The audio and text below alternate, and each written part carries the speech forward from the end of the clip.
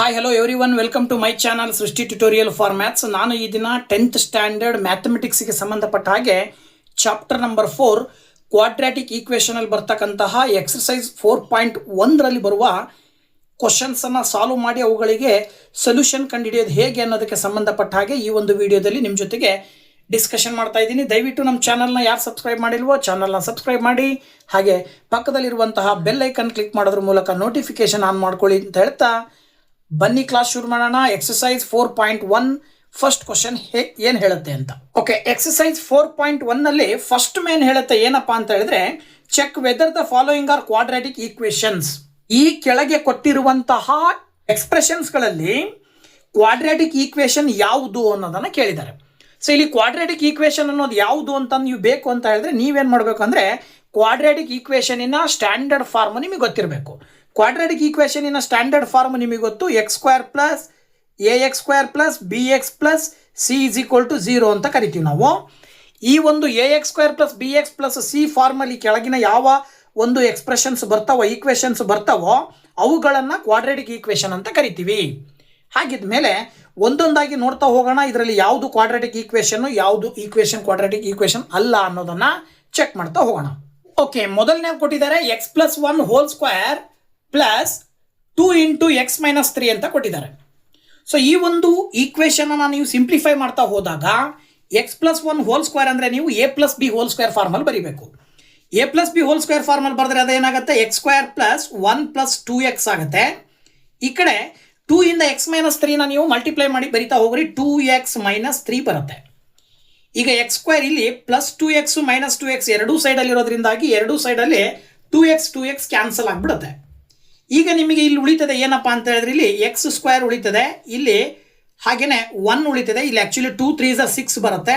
6 ಈಗ ಮೈನಸ್ ಇರೋದ್ರಿಂದ ಇದು ಈ ಕಡೆ ಬಂತು ಅಂತ ಹೇಳಿದ್ರೆ ಇಲ್ಲಿ +1 -6 ಈ ಕಡೆ ಬಂದರೆ +6 ಆಗುತ್ತೆ. ದಟ್ ಈಸ್ ಈಕ್ವಲ್ ಟು 0 ಅಂತ ಬರೀತೀರಿ ನೀವು. ಓಕೆನಾ? ಈಗ ಇದೇನಿದೆಯಲ್ಲ x² ಪ್ಲಸ್ 1 ಪ್ಲಸ್ 6 ಕೂಡಿದ್ರಿ ಅಂದರೆ x² plus 7 is equal to 0 ಅಂತಿದೆ. ಇದು ax² plus bx plus c formal ಇದೆ. ಅಂದರೆ ಕ್ವಾಡ್ರಾಟಿಕ್ ಈಕ್ವೇಷನಿನ ಸ್ಟ್ಯಾಂಡರ್ಡ್ ಫಾರ್ಮಲ್ಲಿ ಇರೋದ್ರಿಂದಾಗಿ ಇದನ್ನು ನೀವು ಎಸ್ ಅಂತ ಬರಿಬೇಕಾಗತ್ತೆ. ಅಂದರೆ ಅರ್ಥ ಈ ಒಂದು ಈಕ್ವೇಷನ್ ಕ್ವಾಡ್ರಾಟಿಕ್ ಈಕ್ವೇಷನ್ ಆಗಿದೆ ಅಂತ ಆನ್ಸರ್ ಬರಿತೀರಾ. ಇದಾದ ನಂತರದಲ್ಲಿ ಸೆಕೆಂಡ್ ಕ್ವಶನ್ ಬಂದ್ಬಿಟ್ಟು x² minus 2x is equal to -2 into 3 - x ಅಂತಿದೆ. ಇಲ್ಲೂ ಕೂಡ x² minus 2x as it is ಬರ್ಕೊಂಡು -2ದಿಂದ ಮಲ್ಟಿಪ್ಲೈ ಮಾಡ್ತಾ ಹೋಗ್ರಿ ಬ್ರಾಕೆಟ್ ಒಳಗಡೆ ಇರುವ ಟರ್ಮ್ಸನ್ನು. -2 ಇಂಟು 3 ಮಾಡಿದ್ರೆ -6 ಬರುತ್ತೆ, ಮೈನಸ್ ಇಂಟು ಮೈನಸ್ ಪ್ಲಸ್ ಬರುತ್ತೆ, 2 ಇಂಟು x ಮಾಡಿದ್ರೆ 2x ಬರುತ್ತೆ. ಇಲ್ಲೂ ಕೂಡ x² ಮೈನಸ್ 2x, ಈ 2x ಈ ಕಡೆ ತೊಗೊಂಬಂದರೆ ಮತ್ತೆ ಅದು ಕೂಡ -2x ಆಗುತ್ತೆ. -6 ಈ ಕಡೆ ತೊಗೊಂಬಂದರೆ +6 ಆಗುತ್ತೆ, ಈಕ್ವಲ್ ಟು 0 ಅಂತ ಬರ್ಕೊಡ್ರಿ. ಸೊ ಈಗ ನಾವು ಸ್ಟ್ಯಾಂಡರ್ಡ್ ಫಾರ್ಮಲ್ಲಿ ಬರಿಬೇಕಾದಾಗ ಏನಾಗುತ್ತೆ, ಇದು x² ಮೈನಸ್ ಇರೋದ್ರಿಂದ ಕೂಡ್ತೀರಾ -4x plus 6 is equal to 0 ಅಂತ ಬರುತ್ತೆ. ಓಕೆನಾ? ಇದರ ಆಧಾರದ ಮೇಲೆ ನೀವು ಸುಲಭವಾಗಿ ಹೇಳ್ಬೋದು ಇಲ್ಲಿ ಏನಂತ ಹೇಳಿ ಅಂದರೆ, ಇದು ಕೂಡ yes this is the quadratic equation ಅಂತೇಳಿ ಸುಲಭವಾಗಿ ಹೇಳಬಹುದು. ಇನ್ನು third question x - 2 into x + 1 is equal to x - 1 into x + 3. ಇದು ಫ್ಯಾಕ್ಟರ್ಸ್ನ ರೂಪದಲ್ಲಿದೆ. ಈ ಫ್ಯಾಕ್ಟರ್ಸನ್ನು ನೀವು ಮಲ್ಟಿಪ್ಲೈ ಮಾಡಿ ಪ್ರಾಡಕ್ಟನ್ನು ಕಂಡುಹಿಡಿದ್ರಿ ಅಂದರೆ x ಇಂಟು x ಮಾಡಿದ್ರೆ x² ಬರುತ್ತೆ, ಪ್ಲಸ್ ಇಂಟು ಪ್ಲಸ್ ಬರುತ್ತೆ, x ಇಂಟು 1 ಮಾಡಿದ್ರೆ x ಬರುತ್ತೆ, minus into plus minus 2 into x 2x, minus into plus minus 2 1s 2 actually ಅದು. ಈ ಕಡೆ x ಇಂಟು x² ಹಾಗೆಯೇ x ಇಂಟು 3 ಮಾಡಿದ್ರೆ 3x, -1 ಇಂಟು x ಮಾಡಿದ್ರೆ -x, -1 ಇಂಟು 3 ಮಾಡಿದ್ರೆ -3. ಇವಿಷ್ಟನ್ನು ಈಕ್ವಲಿಂದ ಈ ಕಡೆ ತೊಗೊಂಬರ್ರಿ, ಅಥವಾ ನೀವು ಇಲ್ಲೇ ಡೈರೆಕ್ಟಾಗಿ x² ನೀವು ಕ್ಯಾನ್ಸಲ್ ಮಾಡಿಬಿಡ್ಬೋದು. ಹಾಗೆಯೇ ಇಲ್ಲಿ x ಇದೆ, x - 2x ಮಾಡಿದ್ರೆ ಆ್ಯಕ್ಚುಲಿ ನಿಮಗೆ ಏನು ಬರುತ್ತೆ ಅಂದರೆ -x - 2 ಬರುತ್ತೆ. ಈ ಕಡೆ 3xನಲ್ಲಿ x ಕಳೆದ್ರೆ 2x - 3 ಉಳಿತದೆ. ಈ 2x ಅನ್ನು ಕೂಡ ಈ ಕಡೆ ತೊಗೊಂಬಂದ್ರಿ ಅಂತ ಹೇಳಿದ್ರೆ ನೀವು actually -x - 2x -2 is equal -2 -3 ಈ ಕಡೆ ತೊಗೊಂಬರ್ರಿ +3 ಆಗುತ್ತೆ. That is equal to 0. ಈಗ -x - 2x ಕೂಡಿದ್ರೆ -3x ಬರುತ್ತೆ. ಹಾಗೆಯೇ -2 + 3 ಅಂತ ಹೇಳಿದ್ರೆ +1 ಬರುತ್ತೆ. That is equal to 0. ಇದನ್ನು ನೀವು ಅಬ್ಸರ್ವ್ ಮಾಡ್ತಾ ಹೋದ್ರಿ ಅಂತ ಹೇಳಿದ್ರೆ ಸುಲಭವಾಗಿ ನೀವು ಹೇಳ್ಬೋದು ಏನಪ್ಪಾ ಅಂತ ಹೇಳಿ. ಇಲ್ಲಿ ನೋಡ್ತಾ ಹೋಗ್ರಿ, ವೆರಿ ಸಿಂಪಲ್. ಇಲ್ಲಿ x² ಅನ್ನೋದಿಲ್ಲ. ಕ್ವಾಡ್ರಾಟಿಕ್ ಈಕ್ವೇಷನಿನ ಸ್ಟ್ಯಾಂಡರ್ಡ್ ಫಾರ್ಮ್ನ ಪ್ರಕಾರ ಇದರ ಡಿಗ್ರಿ 0 ಒಟ್ಟು 1. ಯಾವುದು ಡಿಗ್ರಿ 1 ಹೊಂದಿರುತ್ತೆ ಅದನ್ನು ನಾವು ಲೀನಿಯರ್ ಈಕ್ವೇಷನ್ ಅಂತ ಕರಿತೀವಿ. So this is not the quadratic equation, so that ನೀವು ನೋ ಅಂತ ಬರೀತೀರಾ. It is not a quadratic equation ಅಂತೇಳಿ ಬರೀಬೇಕು. Yes it is a quadratic equation ಅಂತ ಬರೀಬೇಕು. ಇದಕ್ಕೆ yes it is a quadratic equation, ಇದಕ್ಕೆ no it is a it is not a quadratic equation ಅಂತೇಳಿ ಬರೀತೀರಾ. ಈ ಕಡೆ ಇನ್ನೊಂದು ಕ್ವಶನ್ ಇದೆಯಲ್ವಾ, x minus 3 into 2x plus 1 is equal to x into x plus 5. ಇಲ್ಲಿ ಎಕ್ಸಿಂದ 2x ಅನ್ನು ಮಲ್ಟಿಪ್ಲೈ ಮಾಡಿದ್ರೆ 2x ಸ್ಕ್ವೇರ್ ಬರುತ್ತೆ, ಹಾಗೆಯೇ ಎಕ್ಸ್ ಇಂಟು 1 ಮಾಡಿದ್ರೆ ಎಕ್ಸ್ ಬರುತ್ತೆ, ಸಾರಿ ಪ್ಲಸ್ಸು. ಇನ್ನು -3 ಇಂಟು 2x ಮಾಡಿದ್ರೆ ನಿಮಗೆ -5x ಬರುತ್ತೆ, ಹಾಗೆಯೇ -3 ಇಂಟು 1 ಮಾಡಿದ್ರೆ -3 ಬರುತ್ತೆ. X into x square, x into 5x. X ಸ್ಕ್ವೇರ್ನ ಈ ಕಡೆ ತೊಗೊಂಬಂದರೆ 2x square minus x square ಮಾಡಿದ್ರೆ ಬರೀ ಎಕ್ಸ್ ಸ್ಕ್ವೇರ್ ಉಳಿತದೆ. ಇಲ್ಲಿ ನೋಡಿ ಎಕ್ಸ್ ಮೈನಸ್ ಇದು ಪ್ಲಸ್ ಎಕ್ಸು -5x ಇರೋದ್ರಿಂದ ಇದನ್ನು ನೀವು -4x -3 ಅಂತ ಬರೀತೀರಿ. 5x ಅನ್ನು ಈ ಕಡೆ ತೊಗೊಂಬಂದರೆ -5x ಅಂತ ಬರೀತೀರಿ. -3 ಇಸ್ ಈಕ್ವಲ್ ಟು 0.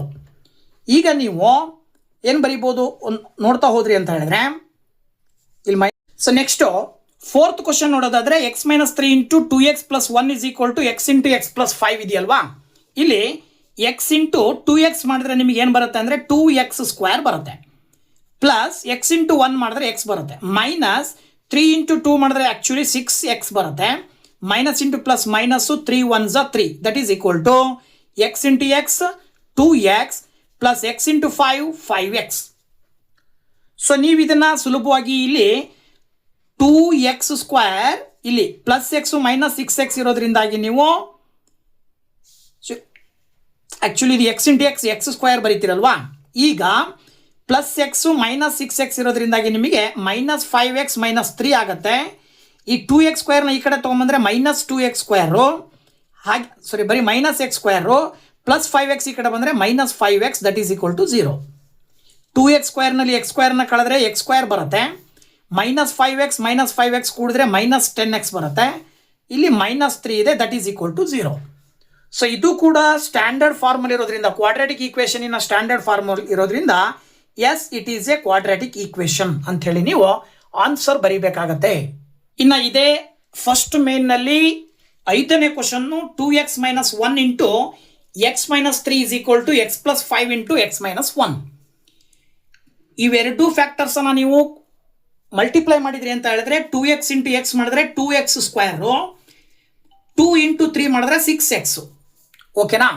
ಅದೇ ರೀತಿಯಲ್ಲಿ -1 ಇಂಟು ಎಕ್ಸ್ ಮಾಡಿದ್ರೆ -x, minus into minus plus 1 3s 3. ಈ ಕಡೆನೂ ಕೂಡ ಎಕ್ಸ್ ಇಂಟು ಎಕ್ಸ್ ಮಾಡಿದ್ರೆ ಎಕ್ಸ್ ಸ್ಕ್ವೇರು, ಆ್ಯಕ್ಚುಲಿ ಮೈನಸ್ ಬರಬೇಕು, ಎಕ್ಸ್ ಇಂಟು 1 ಮಾಡಿದ್ರೆ ಎಕ್ಸು, ಪ್ಲಸ್ ಇಂಟು ಪ್ಲಸ್ ಆಗೋದ್ರಿಂದ 5 ಇಂಟು ಎಕ್ಸ್ ಮಾಡಿದ್ರೆ 5x, -5 ಇಂಟು 1 ಮಾಡಿದ್ರೆ 5. ಓಕೆ, ಇಲ್ಲಿ 2x ಸ್ಕ್ವೇರ್ -6x -6x ಇರೋದ್ರಿಂದ 7x ಅಂತ ತಗೊಳ್ತೀರಿ, ಪ್ಲಸ್ 3. ಈ ಎಕ್ಸ್ ಸ್ಕ್ವೇರ್ ಈ ಕಡೆ ಬಂದರೆ -x ಸ್ಕ್ವೇರ್ ಆಗುತ್ತೆ, -x ಅಲ್ಲಿ +5x ಅಂತ ಇರೋದ್ರಿಂದ ಒಂದು ಪ್ಲಸ್ಸು ಮೈನಸ್ ಇರೋದ್ರಿಂದ ಕಳಿತೀರಾ, 5ರಲ್ಲಿ 1 ಕಳೆದ್ರೆ 4 ಬರುತ್ತೆ. ಈ ಕಡೆ ತೊಗೊಂಬಂದರೆ -4x ಅಂತ ತೊಗೊಳ್ಬೇಕು, -5 ಈ ಕಡೆ ಬಂದರೆ +5 ಅಂತ ಬರ್ಕೊಂಡು ಈಕ್ವಲ್ ಟು 0. ಈಗ ನೀವು ಒಂದೊಂದಾಗಿ ನೋಡ್ತಾ ಹೋಗೋದಾದರೆ ಇಲ್ಲಿ 2x ಸ್ಕ್ವೇರಲ್ಲಿ ಎಕ್ಸ್ ಸ್ಕ್ವೇರ್ನ ಕಳೆದ್ರೆ ನಿಮಗೆ ಬರೀ ಎಕ್ಸ್ ಸ್ಕ್ವೇರ್ ಮಾತ್ರ ಉಳ್ಕೊಳ್ಳುತ್ತೆ. -7xಗೆ -4x ಅನ್ನು ಕೂಡಿದ್ರೆ ನಿಮಗೆ -11x ಬರುತ್ತೆ. 3ಕ್ಕೆ 5 ಕೂಡಿದ್ರೆ +8 ಬರುತ್ತೆ, that is equal to 0. So this is also in the form of standard form of quadratic equation. So that ನೀವೇನಂತ ಬರೀಬೇಕು, yes it is a quadratic equation ಅಂಥೇಳಿ ನೀವು ಆನ್ಸರ್ನ ಬರೀತೀರಾ. ಹಾಗೆ next question x² + 3x + 1 is equal to x - 2 whole square ಅಂತಿದೆ. ಇದನ್ನು ಕೂಡ ಸಿಂಪ್ಲಿಫೈ ಮಾಡ್ತಾ ಹೋಗೋಣ. x² + 3x + 1 is equal to a - b whole square ಫಾರ್ಮಲ್ಲಿ ಬರೆದ್ರೆ x² + 2 2s 4 ಬರುತ್ತೆ, -2 2s 4x. ಅಂದರೆ ಇದನ್ನು ನಾವು ಆಲ್ಜಿಬ್ರಾಯಿಕ್ ಐಡೆಂಟಿಟಿಯ ಪ್ರಕಾರ ಬರೆದಿದ್ದೀವಿ. ಇದ್ರ ನಂತರದಲ್ಲಿ ನೀವೇನು ಮಾಡ್ಬೋದು ಅಂತ ಹೇಳಿದ್ರೆ ಇಲ್ಲಿ x² ಇಲ್ಲೇ ನೀವು ಡೈರೆಕ್ಟಾಗಿ ಹೊಡೆದು ಬಿಡ್ಬೋದು ನೋಡ್ರಿ. x² ರೈಟ್ ಸೈಡಲ್ಲಿ ಲೆಫ್ಟ್ ಸೈಡಲ್ಲಿ ಕ್ಯಾನ್ಸಲ್ ಆಗಿಬಿಡುತ್ತೆ. 3x ಇದೆ, ಇಲ್ಲಿ 4x ಈ ಕಡೆ ಬಂದರೆ ಪ್ಲಸ್ ಆಗೋದ್ರಿಂದ 3 + 4 7x ಆಗಿಬಿಡುತ್ತೆ. ಇಲ್ಲಿ +1 ಇದೆ, +4 ಈ ಕಡೆ ಬಂದರೆ -4 ಆಗುತ್ತೆ, ದಟ್ ಈಸ್ ಈಕ್ವಲ್ ಟು 0. ಅಲ್ಲಿಗೆ 7x -4ರಲ್ಲಿ 1 ಕಳೆದ್ರೆ ನಿಮಗೆ -3 ಬರುತ್ತೆ, ದಟ್ ಈಸ್ ಈಕ್ವಲ್ ಟು 0. ಏನು ಬಂತು ಆನ್ಸರ್ ನಿಮಗೆ ಇಲ್ಲಿ 7x - 3 ಇಸ್ ಈಕ್ವಲ್ ಟು 0. ಅಂದರೆ ಇದು ಕ್ವಾಡ್ರಾಟಿಕ್ ಈಕ್ವೇಷನಿನ ಸ್ಟ್ಯಾಂಡರ್ಡ್ ಫಾರ್ಮಲ್ಲಿ ಇಲ್ಲ. ಈ ಈಕ್ವೇಷನ್ನಲ್ಲಿ ಡಿಗ್ರಿ ಕಡಿಮೆ ಇದೆ, 1 ಡಿಗ್ರಿಯನ್ನು ಹೊಂದಿರುವಂಥದ್ದಾಗಿದೆ. ಹಾಗಾಗಿ ಇದನ್ನು ನೀವು ಏನಂತ ಕರಿಬೇಕಾಗತ್ತೆ? No it is not a quadratic equation ಅಂತೇಳಿ ಆನ್ಸರ್ನ ಬರಿಬೇಕಾಗತ್ತೆ. ಅದೇ ರೀತಿಯಲ್ಲಿ next question 7th question x+2 whole cube is equal to 2x into x² - 1 ಅಂತ ಕೊಟ್ಟಿದ್ದಾರೆ. ಇದನ್ನು ನೀವು ಸಾಲ್ವ್ ಮಾಡಬೇಕು ಅಂತ ಹೇಳಿದ್ರೆ ಸ್ವಲ್ಪ ಅಬ್ಸರ್ವ್ ಮಾಡಿದ್ರೆ ಇಲ್ಲಿ x+2 ಹೋಲ್ ಕ್ಯೂಬ್ ಅಂತ ಹೇಳಿದ್ರೆ ಇಲ್ಲಿ ಇದಕ್ಕೂ ಕೂಡ ಒಂದು ಸೂತ್ರ ಬರುತ್ತೆ. a+b ಹೋಲ್ ಕ್ಯೂಬ್ನ ಸೂತ್ರ a³ + b³ + 3ab into a+b ಅಂತ ಬರೀತೀರಿ. ಅದ್ರ ಪ್ರಕಾರವಾಗಿ ಇದನ್ನು ಬರೀಬೇಕಾಗತ್ತೆ. ಸೂತ್ರ ಯಾವುದು? a³ + b³ + 3ab into a+b. ಇದನ್ನು ಅದ್ರ ಪ್ರಕಾರ ಬರೆದ್ರೆ x³ + 2³ ಪ್ಲಸ್ ಏನು ಬರೀತೀರಾ ನೆಕ್ಸ್ಟು 3ab ಅಂತ ಹೇಳಿದ್ರೆ 2 3 6x ಇಂಟು x+2 ಅಂತ ಬರುತ್ತೆ. ಈ ಕಡೆ 2x ಇಂದ x² ಮಲ್ಟಿಪ್ಲೈ ಮಾಡಿದ್ರೆ 2x³ ಬರುತ್ತೆ.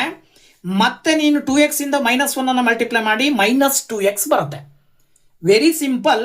ಇಲ್ಲಿ x³ ಇದೆ ಪ್ಲಸ್ 2³ ಅಂತ ಹೇಳಿದ್ರೆ 8, ಮತ್ತೆ ಇಲ್ಲಿ 6x ಇಂಟು x ಮಾಡಿದ್ರೆ 6x² ಬರುತ್ತೆ, ಪ್ಲಸ್ 6 ಇಂಟು 2 ಮಾಡಿದ್ರೆ 12x ಬರುತ್ತೆ.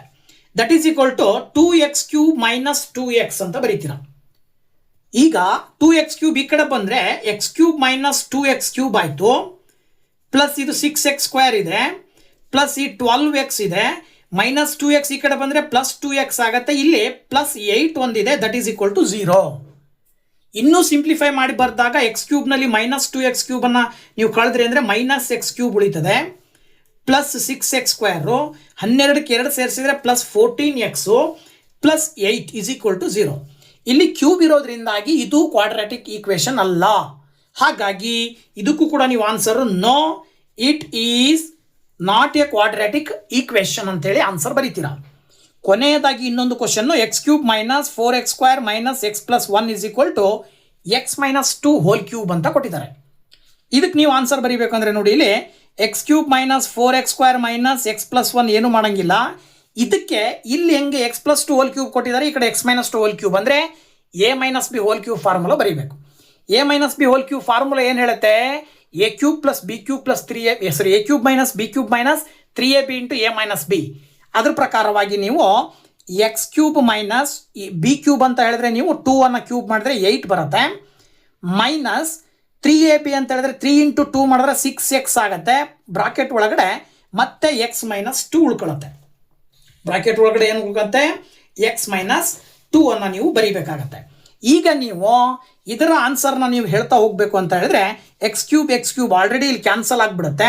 ಈಗ ಇಲ್ಲಿ -4x² - x+1 is equal to ಇಲ್ಲಿ -8 ಈ ಕಡೆ ಬಂದರೆ +8 ಆಗುತ್ತೆ. ಈಗ ನೆಕ್ಸ್ಟ್ ಇಲ್ಲಿ ನೀವು 6x ಇಂಟು x ಮಾಡಿದ್ರೆ ನಿಮಗೆ ಆ್ಯಕ್ಚುಲ್ ಆಗಿ 6x² ಬರುತ್ತೆ. ಈ ಕಡೆ ತೊಗೊಂಬಂದರೆ plus 6x², minus into minus plus 6 2 12x, ಈ ಕಡೆ ಬಂದರೆ -12x ಈಸ್ ಈಕ್ವಲ್ ಟು 0 ಅಂತೇಳಿ ಬರೀಬೇಕಾಗತ್ತೆ. ಈಗ ನೀವು ಸಿಂಪ್ಲಿಫೈ ಮಾಡಿದಾಗ ಇಲ್ಲಿ -4x² ಇದೆ, ಇಲ್ಲಿ 6x² ಇದೆ. ಸೊ 6x²ನಲ್ಲಿ 4x²ನ ಕಳೆದ್ರೆ ನಿಮಗೆ ಏನು ಬರುತ್ತೆ ಆನ್ಸರು? 2x² ಉಳಿತದೆ. ಹಾಗೆಯೇ -12xಗೆ -x ಅನ್ನು ಸೇರಿಸಿದ್ರೆ -13x ಉಳಿತದೆ. 8ಕ್ಕೆ 1 ಸೇರಿಸಿದ್ರೆ +9, that is equal to 0. So ಹಾಗಿದ್ರೆ ಇಲ್ಲೂ ಕೂಡ ನೋಡಿದರೆ ಕ್ವಾಡ್ರಾಟಿಕ್ ಈಕ್ವೇಷನಿನ ಸ್ಟ್ಯಾಂಡರ್ಡ್ ಫಾರ್ಮಲ್ಲಿ ಇದು ಕೂಡ ಇರೋದ್ರಿಂದ ಇದನ್ನು ನೀವು yes it is in a quadratic equation ಅಥವಾ yes it is a quadratic equation ಅಂತೇಳಿ ಇದಕ್ಕೆ ಆನ್ಸರ್ನ ಬರೀಬೇಕಾಗತ್ತೆ. ಓಕೆ, ಇದೇ ಎಕ್ಸಸೈಸ್ನಲ್ಲಿ 2ನೇ ಕ್ವಶನ್ 4.1ನಲ್ಲಿ ಬರುವಂತಹ ಸೆಕೆಂಡ್ ಕ್ವಶನ್ ಅನ್ನು ನಾವು ನೋಡೋದಾದ್ರೆ, represent the following situations in the form of quadratic equation. Words ಅನ್ನು ಕೊಟ್ಟಿದ್ದಾರೆ. ಕೊಟ್ಟಂಥ ವರ್ಡ್ಸ್ ರೂಪದಲ್ಲಿರುವಂತಹ ಕ್ವಶನ್ಸಿಗೆ ನೀವೇನು ಮಾಡಬೇಕು? ಕ್ವಾಡ್ರಾಟಿಕ್ ಈಕ್ವೇಷನ್ ಫಾರ್ಮ್ ಮಾಡಬೇಕು. ಸೊ ಇದಕ್ಕೆ ಕ್ವಾಡ್ರಾಟಿಕ್ ಈಕ್ವೇಷನ್ ಅನ್ನು ಹೇಗೆ ಫಾರ್ಮ್ ಮಾಡ್ಬೋದು ಅಂತಕ್ಕಂಥದ್ದನ್ನು ನೋಡ್ತಾ ಹೋಗೋಣ. ಕ್ವಶನ್ ಬಂದ್ಬಿಟ್ಟು ಒಂದೇದು ಹೇಳುತ್ತೆ, the area of A rectangular plot is 528 square metre. The length of the plot in meters is 1 more than twice its breadth. We need to find the length and breadth of the plot ಅಂತ ಕೊಟ್ಟಿದ್ದಾರೆ. ಒಂದು rectangular plot, ಒಂದು ನಿವೇಶನ ಇದೆ, ಖಾಲಿ ನಿವೇಶನ. ಆ ಒಂದು ನಿವೇಶನದ ಏರಿಯಾ 528 ಚದರ ಮೀಟರ್ ಇದೆ. ಅಲ್ಲಿ ಲೆಂತ್ ಏನಾಗಿದೆಯಪ್ಪ ಅಂತ ಹೇಳಿದ್ರೆ ಬ್ರೆಡ್ತಿನ 2ರಷ್ಟಕ್ಕಿಂತ ಒಂದು ಜಾಸ್ತಿ ಇದೆ.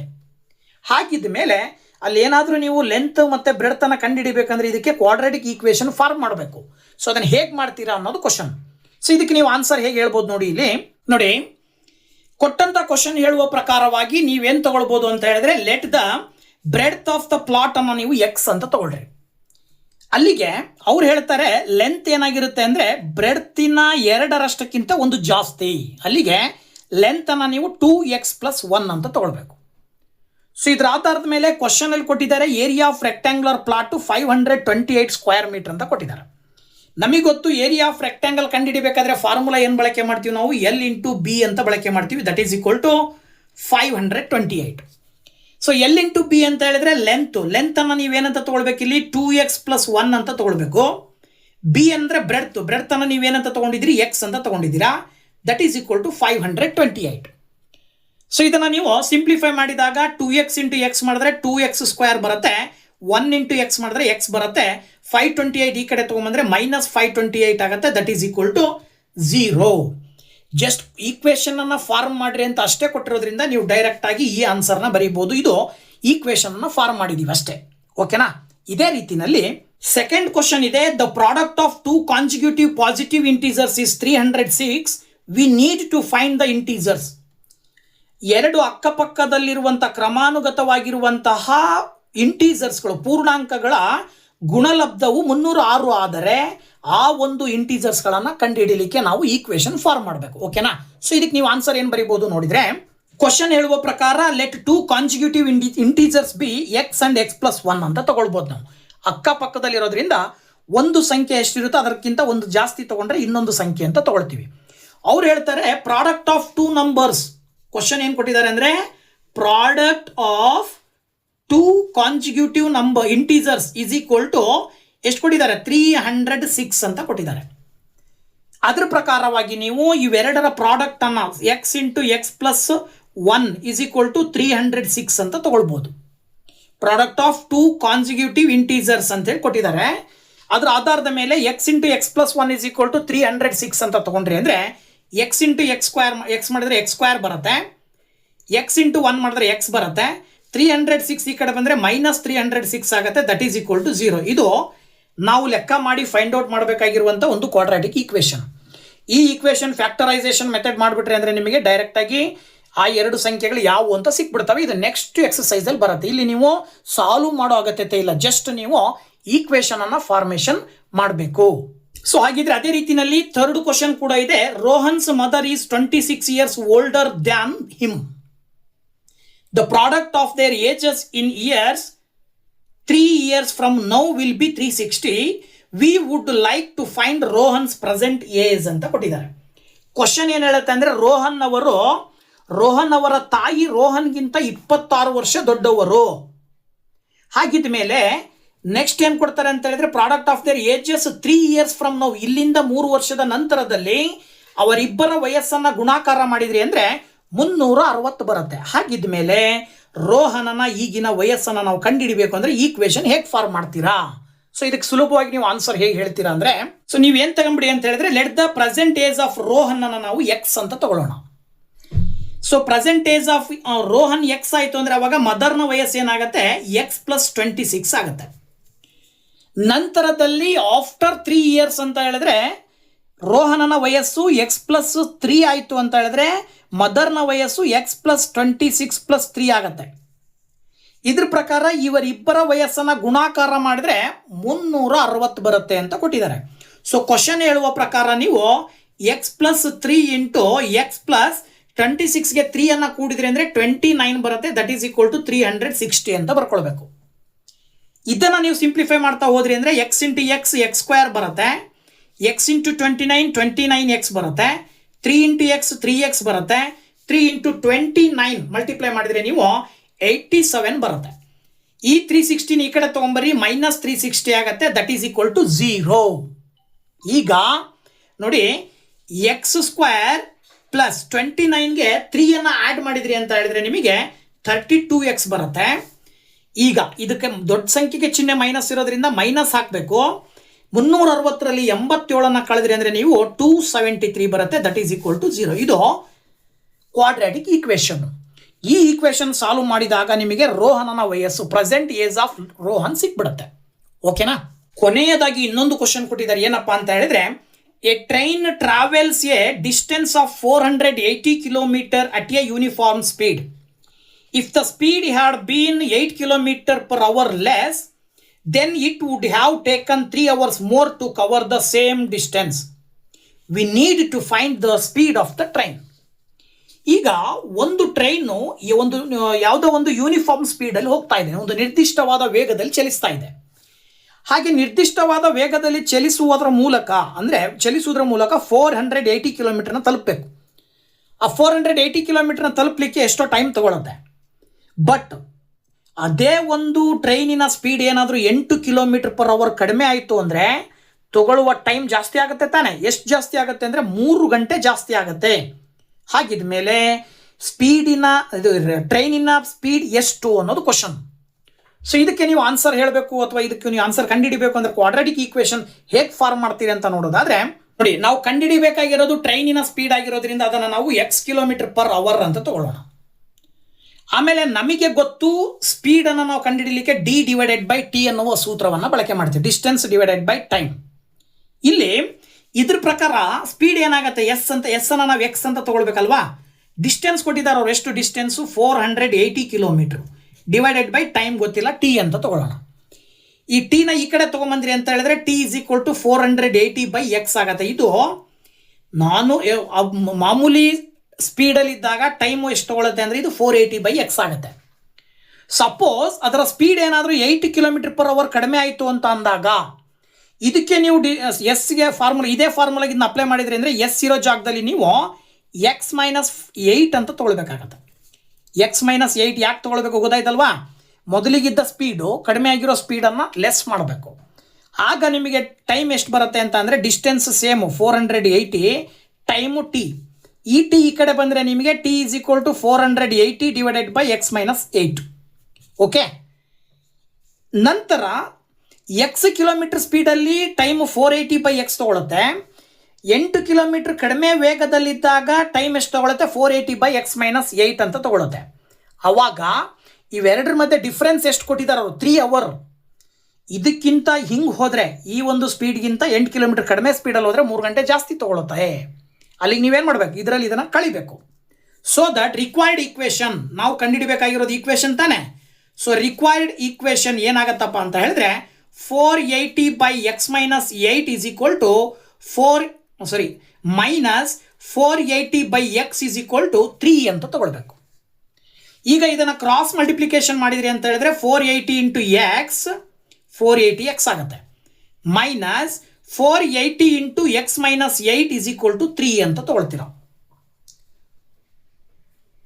ಓಕೆ. ಇಲ್ಲಿ ಕೆಳಗಡೆ ಆ್ಯಕ್ಚುಲಿ ಕ್ಷಮಿಸಿ, ಇಲ್ಲಿ ಮೈನಸ್ ಇರೋದ್ರಿಂದಾಗಿ ನೀವು x-8 ಮತ್ತು ಎಕ್ಸ್ಗೆ LCM ತಗೊಳ್ಬೇಕು. LCM ತಗೊಂಡ್ರೆ x-8 × x ಆಗುತ್ತೆ, ದಟ್ ಈಸ್ ಈಕ್ವಲ್ ಟು 3 ಬರುತ್ತೆ. ಈಗ x-8 × x ಅನ್ನು ಈಕ್ವಲಿಂದ ಆ ಕಡೆ ಕಳಿಸ್ರಿ. 480x - 480 × x 480x minus into minus plus 480 × 8 ಮಾಡಿರಿ. ಸೊ ನೀವು ಏನಾದರೂ 480 × 8 ಮಲ್ಟಿಪ್ಲೈ ಮಾಡಿದ್ರಿ ಅಂತ ಹೇಳಿದ್ರೆ ನಿಮಗೆ ಏನು ಬರುತ್ತಪ್ಪ ಆನ್ಸರ್ ಅಂತ ಅಂದರೆ 3840 ಈಸ್ ಈಕ್ವಲ್ ಟು ನೀವು 3 × x - 8 × x ಅಂತ ತಗೊಳ್ಬೋದು. ಇದನ್ನು ಈಕ್ವಲಿಂದ ಆ ಕಡೆ ಕಳಿಸಿದ್ರೆ ಸ್ವಲ್ಪ ಅಬ್ಸರ್ವ್ ಮಾಡಿದ್ರೆ ಪ್ಲಸ್ಸು ಮೈನಸ್ ಇರೋದ್ರಿಂದ ಇವೆರಡು ಕ್ಯಾನ್ಸಲ್ ಆಗ್ತವೆ.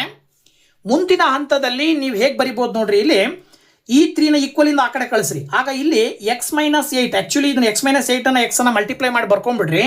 x × x ಮಾಡಿದ್ರೆ x² -8 × x ಮಾಡಿದ್ರೆ 8x, that is equal to 3840 divided by 3 ಮಾಡಬೇಕಾಗತ್ತೆ. ಇದನ್ನ ಈ ಕಡೆ ತೊಗೊಂಬಂದ್ರೆ ಈಗ 3ರಿಂದ 3840 ನೀವೇನಾದರೂ ಭಾಗಾಕಾರ ಮಾಡಿದ್ರಿ ಅಂತ ಹೇಳಿದ್ರೆ ಈಗ ನೋಡಿ ಇದನ್ನು x² - 8x 3ರಿಂದ 3840 ಭಾಗಾಕಾರ ಮಾಡಿದರೆ 1280 ಬರುತ್ತೆ.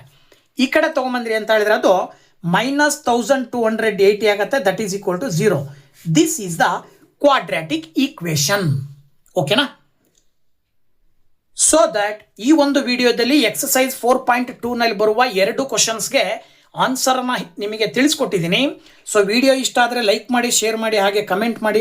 ಜೊತೆಗೆ ಮುಂದಿನ ಎಕ್ಸರ್ಸೈಸ್ನೊಂದಿಗೆ ನೆಕ್ಸ್ಟ್ ವಿಡಿಯೋದಲ್ಲಿ ಬರ್ತೀನಿ. ಅಲ್ಲಿ ತನಕ ವೇಟ್ ಮಾಡ್ತಾ ಇರಿ ಅಂತ ಹೇಳ್ತಾ once again thank you very much. Bye bye.